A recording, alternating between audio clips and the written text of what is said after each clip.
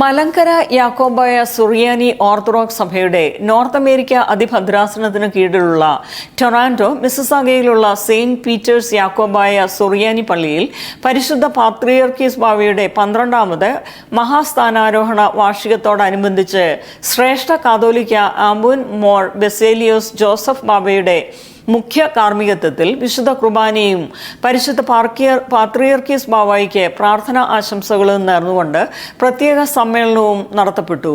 പള്ളി സെക്രട്ടറി ശ്രീമതി ലിജി ജോയ് സ്വാഗതവും Canada region അഡ്മിനിസ്ട്രേറ്ററും പള്ളി വികാരിയുമായ ബഹുമാനപ്പെട്ട എബി മാത്യു അച്ഛൻ ആശംസ സന്ദേശവും നൽകി. ട്രഷറർ ശ്രീ ബിൽബി ബേബി ഏവർക്കും നന്ദി അറിയിച്ചു. വലിയ പ്രതിസന്ധി ഘട്ടത്തിലാണ് അദ്ദേഹം ആ സ്ഥാനത്തേക്ക് വന്നത്.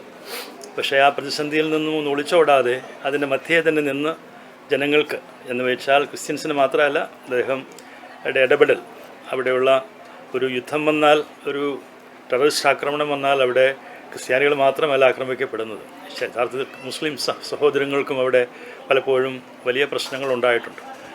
അപ്പം അങ്ങനെയുള്ള സന്ദർഭങ്ങളിലെല്ലാം ബാവയുടെ ഇടപെടൽ ഒത്തിരി ആശ്വാസം ഉണ്ടായിട്ടുണ്ട്.